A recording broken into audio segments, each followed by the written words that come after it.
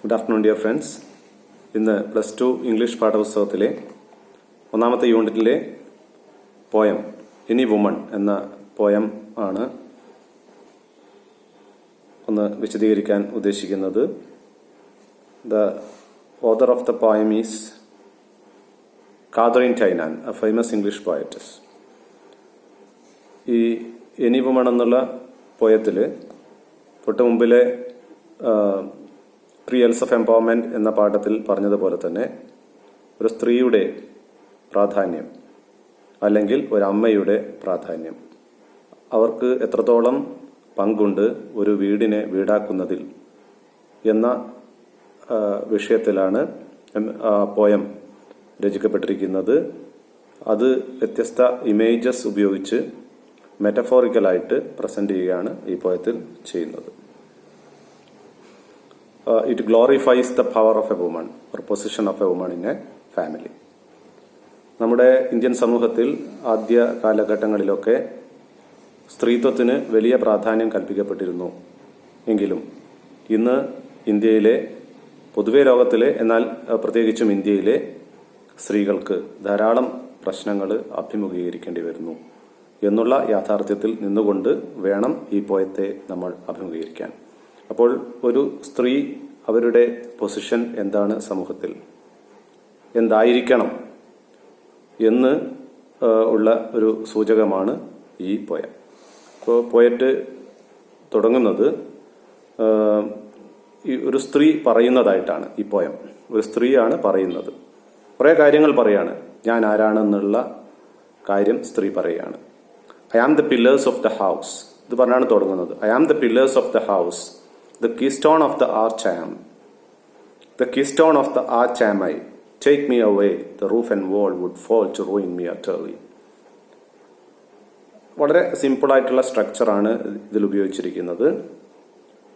ഈ മെറ്റഫോറിക്കൽ ആയിട്ടുള്ള റെപ്രസെന്റേഷനാണ്. എന്താണ് മെറ്റഫർ എന്ന് പറഞ്ഞു കഴിഞ്ഞാൽ, ഒന്ന് മറ്റൊന്നാണ് എന്ന് പറയുന്നതാണ് മെറ്റഫർ. പരസ്പര ഏതെങ്കിലും ഒരു കാര്യത്തിൽ സാമ്യം ഉണ്ടാകുന്നത് കാരണം. ഉദാഹരണത്തിന് ഇവിടെ I am the pillars of the house, ഞാൻ ഈ വീട്ടിന്റെ തൂണുകളാണ്. സാധാരണ തൂണിന്റെ ഒരു റോൾ എന്താണെന്ന് ചോദിച്ചാൽ ഒരു വീടിനെ താങ്ങി നിർത്തുന്നതാണ്. അപ്പോൾ ഒരു വുമൺ പറയാണ് I am the pillars of the house. അപ്പൊ എന്താണ്? ഞാനാണ് ഈ വീടിനെ താങ്ങി നിർത്തുന്നത്.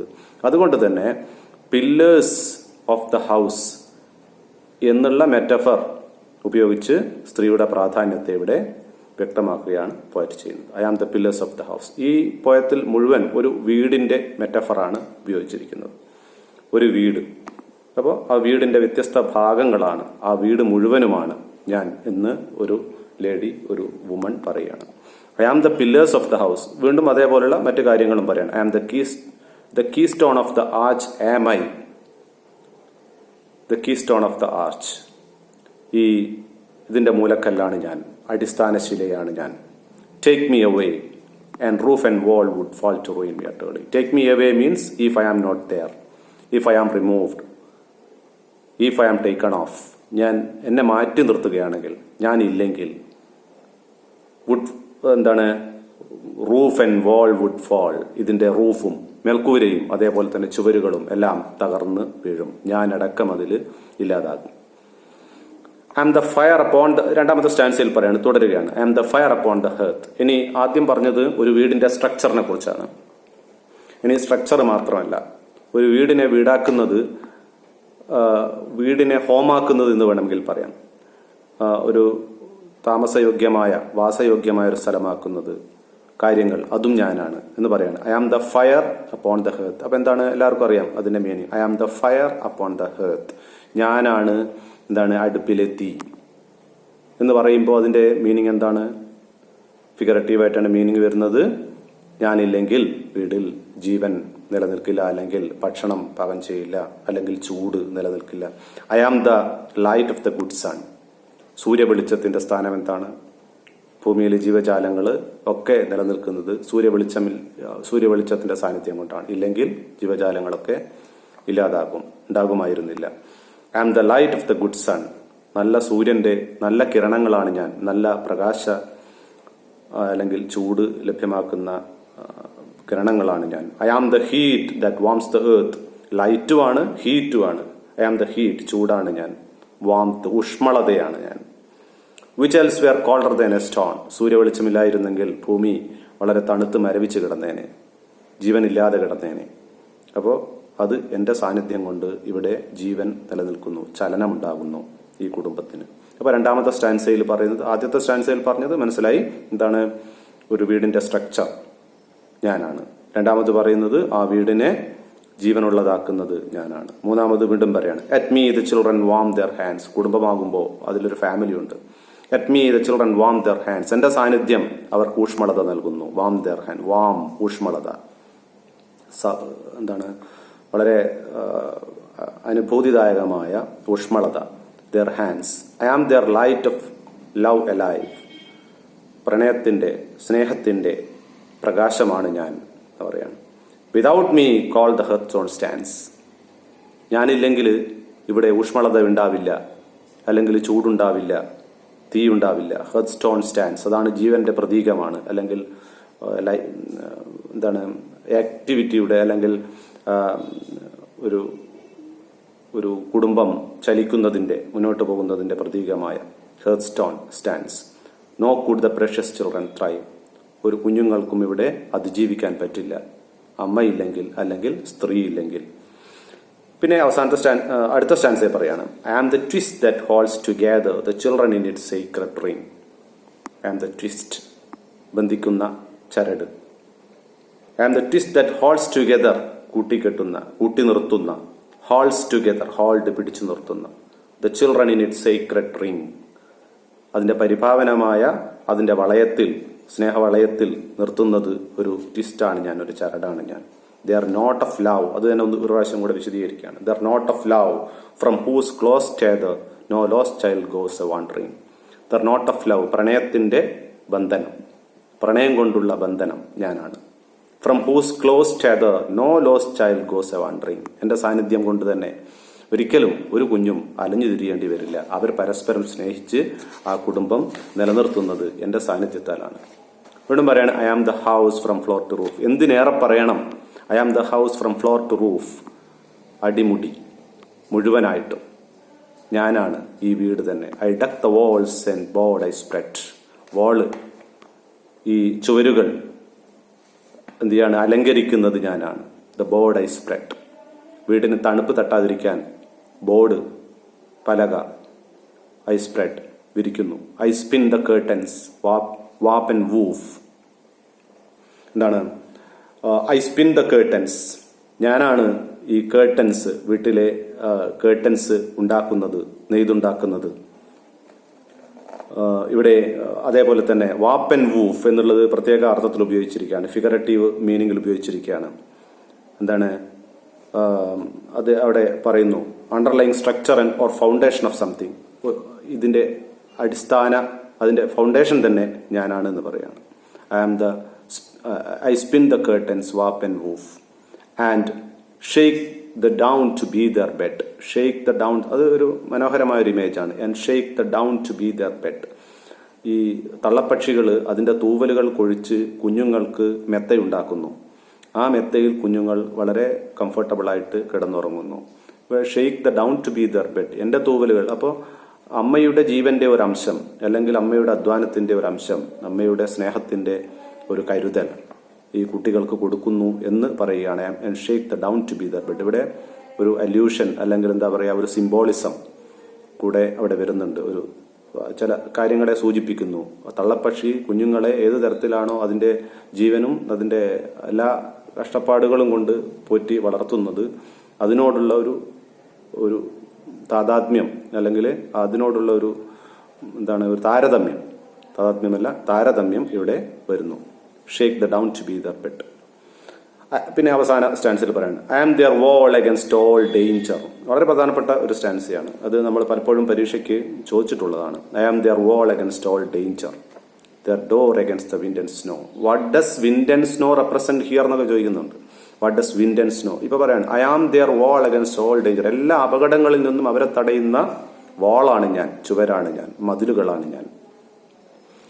അഗൻസ്റ്റ് ഓൾ ഡേഞ്ചർ, എല്ലാ ഡേഞ്ചറിൽ നിന്നും. their door against the wind and snow. Their door against the wind and snow. വിൻഡും സ്നോവും എന്തിനാണ്? പുറത്തുനിന്ന് ഡേഞ്ചേഴ്സ് ഫ്രം ഔട്ട്സൈഡ് ആണ് വിൻഡ് ആൻഡ് സ്നോ എന്നതുകൊണ്ട് ഉദ്ദേശിക്കുന്നത്. അപ്പോൾ ഇങ്ങനെ ചോദിച്ചാൽ what do the wind and snow signify? എന്താണ് വിൻഡും സ്നോവും? ഇങ്ങനെയാണ് ചോദിക്കുന്നത്. ഏതെങ്കിലും ലൈൻ എടുത്തിട്ടാണ് ചോദിക്കുന്നത്. What do the wind and snow signify? എന്താണ് സിഗ്നിഫൈ ചെയ്യുന്നത്? Wind and snow signifies external dangers or the problems they may have to face in their life from outside. ഇതൊക്കെയാണ് നമ്മൾ എഴുതേണ്ടത്. ഒരേ കാര്യം തന്നെ എഴുതണമെന്നില്ല. എന്താണ്? പുറത്തു നിന്ന് വരുന്ന ഏതെങ്കിലും തരത്തിലുള്ള ഉപദ്രവങ്ങൾ. ഇതാണ് വിൻഡ് ആൻഡ് സ്നോ എന്നുകൊണ്ട് ഉദ്ദേശിക്കുന്നത്.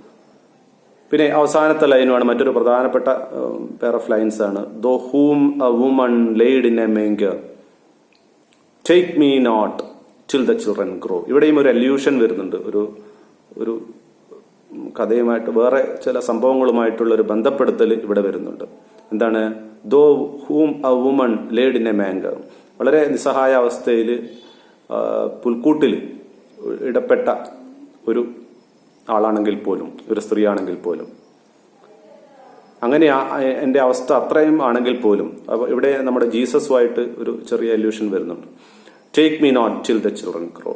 കുഞ്ഞുങ്ങൾ വളർന്നു വലുതാകുന്നത് വരെ എൻ്റെ ജീവൻ എടുക്കരുതേ എന്ന് ദൈവത്തോട് അല്ലെങ്കിൽ ജീസസിനോട് പ്രാർത്ഥിക്കുകയാണ് ഈ കവി ചെയ്യുന്നത്. കവി ആരായി മാറിയ കവി? ഒരു ലേഡിയായി മാറിയ, ഒരു വുമണായി മാറിയ കവി, അല്ലെങ്കിൽ വുമൺ തന്നെയാണ് പോയറ്റസ്. അപ്പോൾ അവര് സ്വന്തം പറയുകയാണ്, take me not till the children grow. എൻ്റെ കുഞ്ഞുങ്ങൾ വളർന്നു വലുതാകുന്നത് വരെ എന്നെ ദൈവമേ അങ്ങോട്ട് വിളിക്കരുതേ. കാരണം എന്താണ്?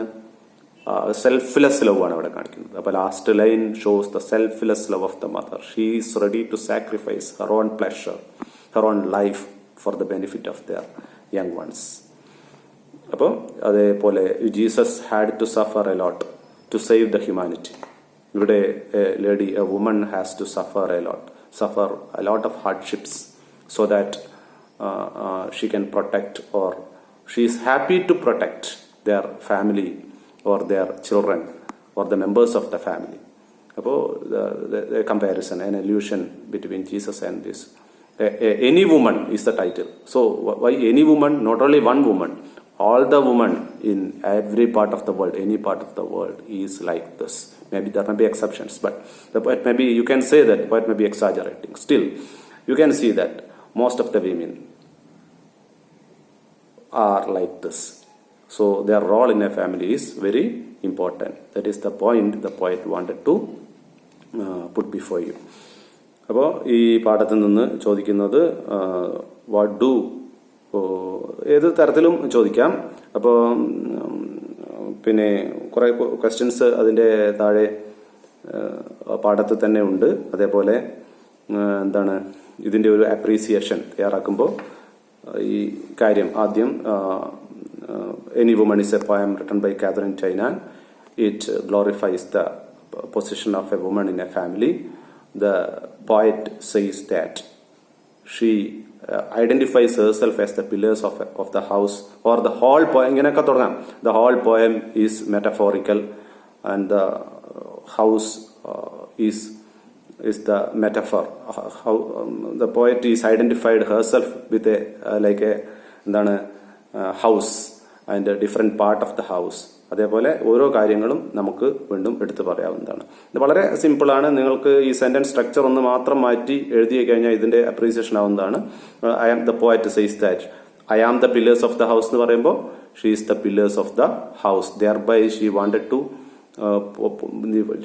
Wanted to point out that she is the person who supports the house, supports the structure of the house.